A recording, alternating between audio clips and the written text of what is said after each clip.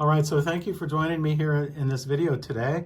I'm going to show you briefly, or I'm going to try to keep it down, not too long, but I'm going to show you briefly how I go about planning and making my books, Bach Scholar books, which I'm sure you probably know about by now. My most recent books here were A New and Improved System of Scale Fingering. Here, I'm very, very happy about that book. And then also the major scale book that grew out of that here. I have links below where you can get these books. Well, here's the thing. I'm going to tell you about my bookmaking and show you the process I go through to do this, just so if you want to know. I mean, I've never really revealed my secrets to anyone. Okay, so step one is get an idea. Okay, so I always have ideas swimming around in my head. I don't think a day goes by that I don't sort of just toss around ideas in my head for new books or new projects that I'm going to do.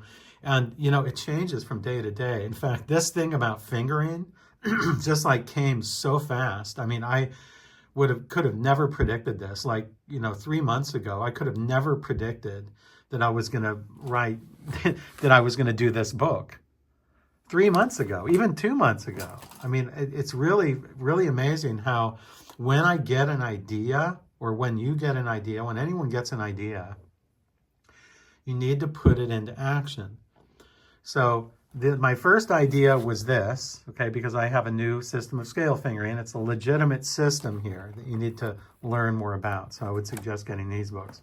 Then what I decided was just actually a few days ago, I just had this idea. And it's idea for a new series of Bach Scholar books called Focus on Fingering. Focus on Fingering, trademark. Fingering's so easy, it should be illegal. I think that's the coolest line there. And so if you look down here, it's basically practical applications of a new and improved system of scale fingering. So basically what I'm doing is I'm taking what we've learned in this book about scales and what we've learned about the fingers and about the scales.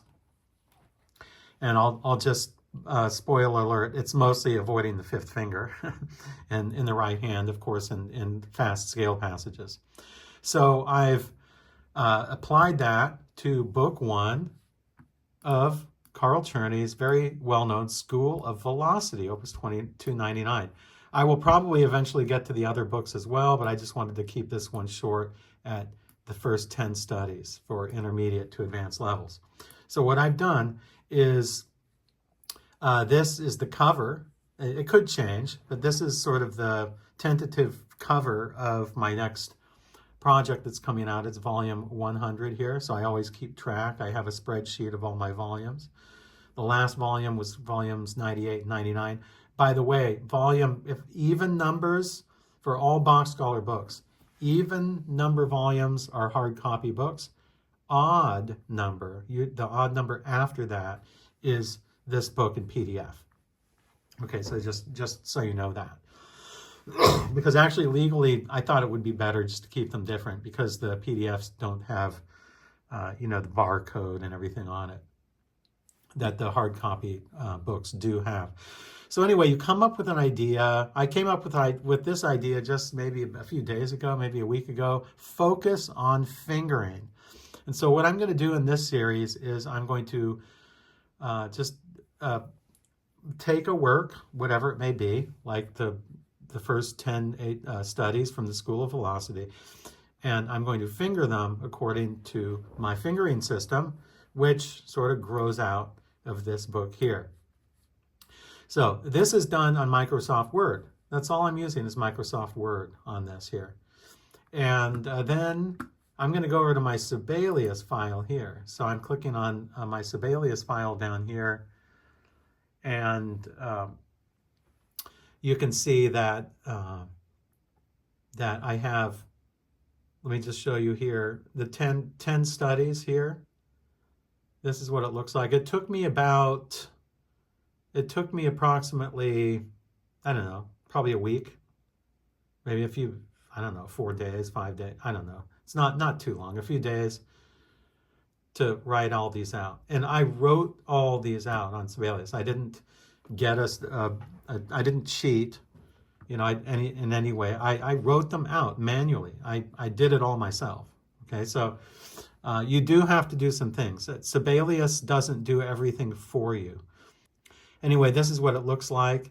And so what I'm doing is I'm almost done writing my fingerings in here. You can see all my fingerings in here.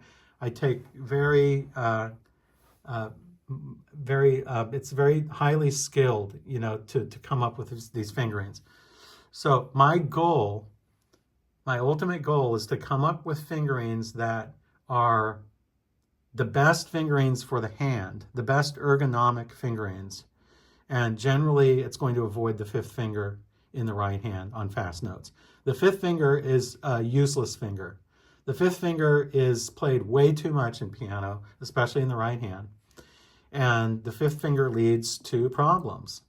You can't get it fast enough, and it's because you're trying to use the fifth finger too much. So this is my own unique fingerings, and they work so well. They work so well that this really is the truth. Fingering's so easy, it should be illegal. It really is easy fingering. So if you've always wanted to play these pieces, they're really fun to play.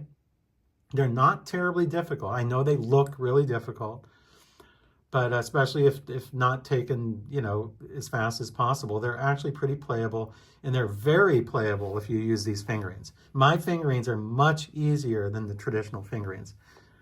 You'll see that when you get this volume. So this is in progress right now. So I have, excuse me, I had a little bug yesterday, and I got a cough. So excuse me if I have to cough. So anyway, this is volume 100. Then I came up with another idea. And this is a really, really cool idea. I love this idea, and I'm working on that also now.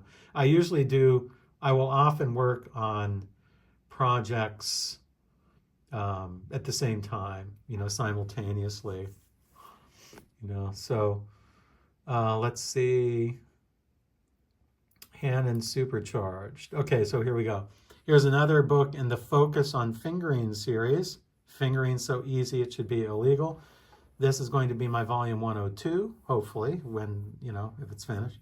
So everything is subject to change, But anyway, this is what it looks like so far. Hanon Supercharged.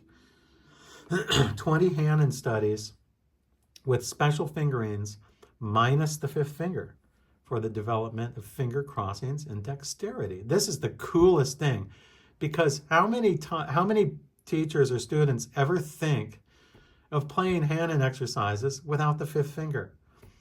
Everyone always wants to use the fifth finger because they think, oh, this will strengthen the fifth finger. But I don't think that concentrating on the fifth finger isn't going to make things better, because the fifth finger will always be weak. It's not very practical, because if you have real music, you're not going to be using 5 very much if you have really fast passages. So when you use the fifth finger in Hanon, those so-called correct fingerings that Hanon gives, it's really more academic fingerings just to exercise the fifth finger.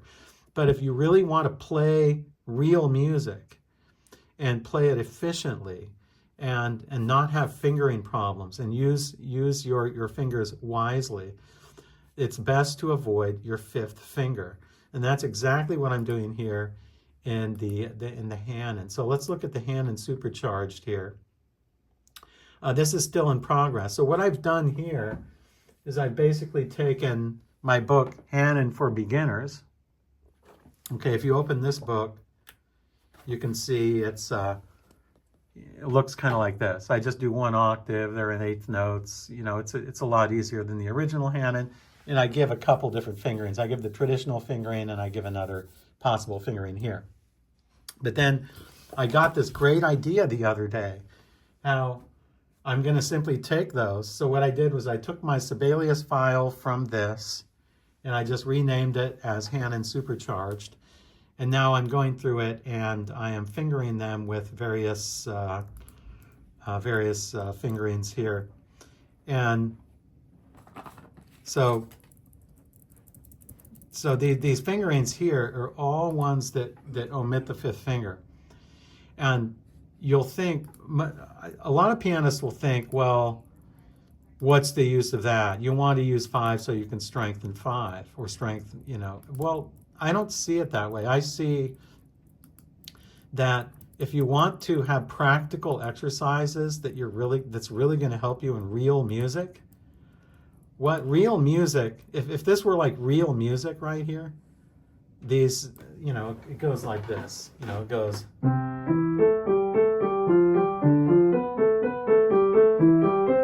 It's that one there. Well, that's number 11. If you do that one with a traditional fingering and you use 1, 2, 5, 4, 5, 4, 3, 5, 4, and 3 are not, they're just weak fingers. And so if you were playing a Beethoven sonata and you had really fast 16th notes in this kind of figuration,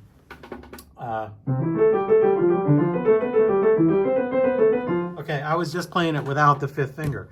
You can get so much speed and so much power and so much control if you simply don't use the fifth finger. It's amazing. It is an amazing feeling that you'll get. Don't feel guilty that you're not using 5. I think that we've been heavily biased towards using the fifth finger all the time on top notes. It's not necessary. It's really only necessary for children or people with very small hands. If you're an adult or have a normal-sized hand and you're not a child, I think it's time to graduate to these kinds of fingerings and not use 5. Now, what I've done here is I'm sort of just going and let me show you what I do here. So these are pretty messy looking because what I've done is I've added, I have like two of the same. I have 11 and 11. So this one here, well, let me go to one where I have the fingering correct. The first one up here, you're only going to use 3 fingers. You're going to use 1, 2, and 3. 1, 2, and 3 in both hands. So I have a special fingering worked out, and there are a couple slightly different fingerings you can do to only use 1, 2, and 3. So in this one, you're only going to use 1, 2, and 3. You're going to focus on really, you know, getting your thumb to react quickly, and then now this one here is going to be 4 fingers, 1, 2, 3, and 4. So I have a fingering worked out for the 4 fingers. I have a fingering worked out for the 3 fingers, and it's really fun to play, and they're very practical, highly practical pieces, or highly practical fingerings, because these are the kinds of fingerings, especially the one with 1, 2, 3, 4. Okay, if this were a Beethoven sonata, I probably wouldn't play the 1, 2, 3 fingering up here. But if this were a Beethoven sonata, I would play this one here. I would play the fingering with 4 fingers in it, and I would avoid the 5th finger, because the 5th finger only leads to problems, especially when you have fast notes like this. So as a hint, when you look at music, especially classical music that has fast scale passages in the right hand, like Mozart, Beethoven, Clementi, that kind of thing, it's really best, like I said, and I'll say it again, avoid the 5th finger.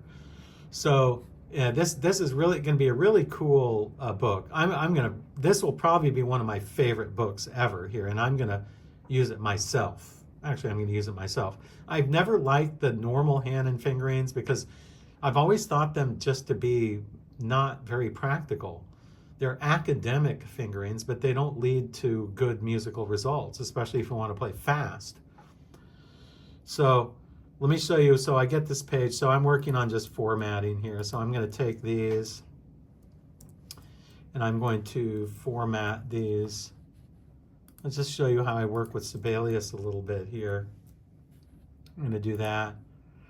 Then I'm going to take those, put that on one line. Take those, put those on one line.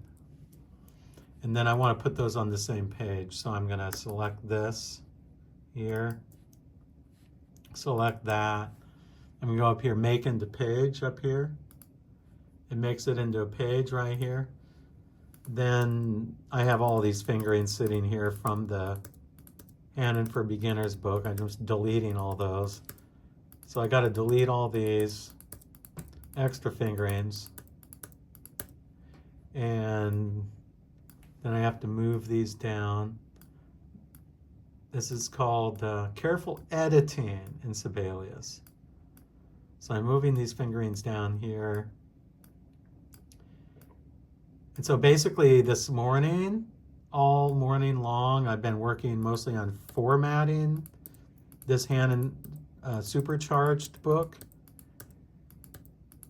And it's going to be a great book. I just can't wait till this one's done. So basically that's what I do all morning as I format these. So you can see 11 is pretty well formatted, 12 is well formatted, 13 is well formatted, 14, 15. I don't know, I just started in the middle, 17, 18. I think I went up to 18.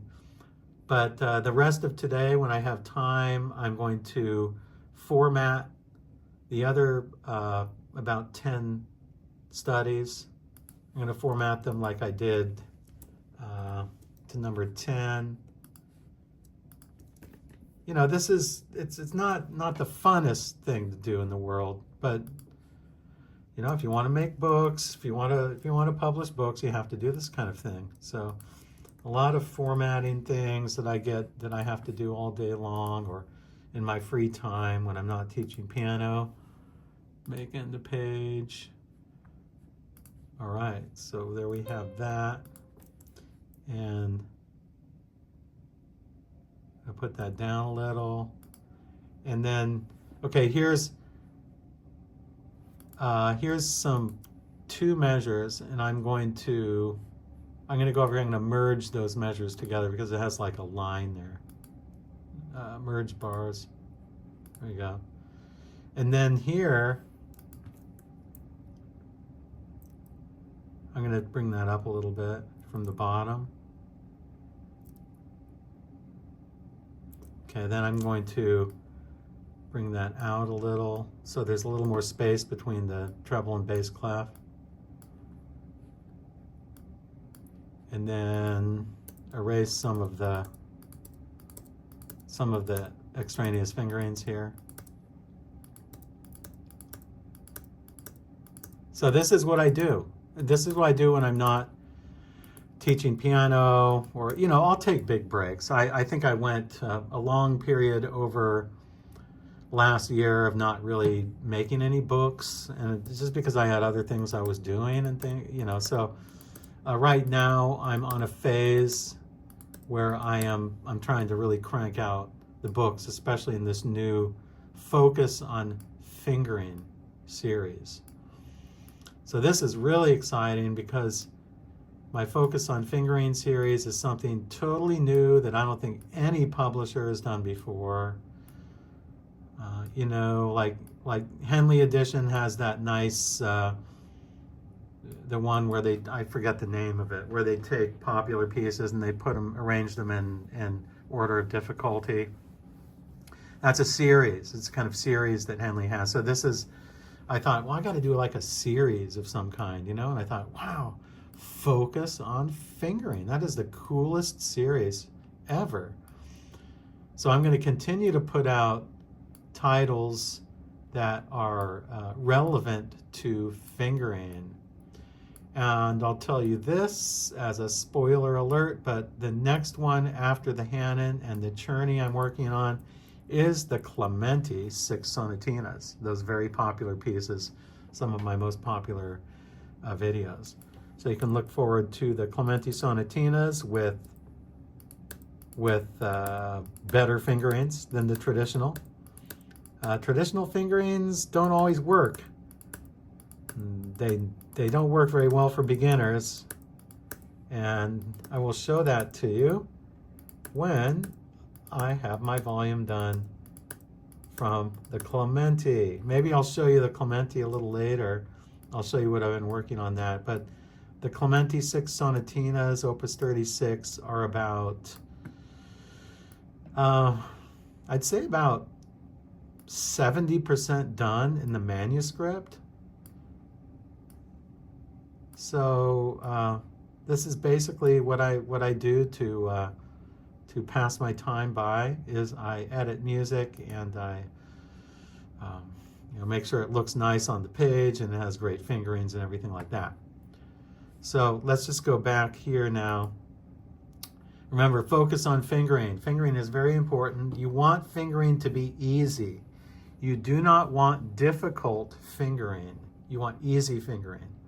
So if you could think up easier fingering for like Czerny, the Czerny exercises. If you were able to think up fingerings that are easy, that allow you to play the Czerny more easily than using the traditional fingerings, wouldn't you want that? Wouldn't you want, anybody would want that. Anybody would want easier fingerings. You don't want hard fingerings. You don't want to torture yourself. You want easy fingerings. I'm really looking forward to this. This is a fantastic series. I wanted to share this with you today just to show you how I go about planning books. So I'll usually just do like, I'll often plan the cover page first. Like I have that, and I have the Hanon Supercharged, a cover page. I like to do these along, I don't do them last. So I don't do the music and then come up with the cover. I actually do the cover first, and then I base it off of that. So I hope you enjoyed this little video here showing you how I go about making my books. I will have more videos like this in the near future. Just stay tuned to my YouTube channel and subscribe if you haven't already. Okay, thank you. Bye.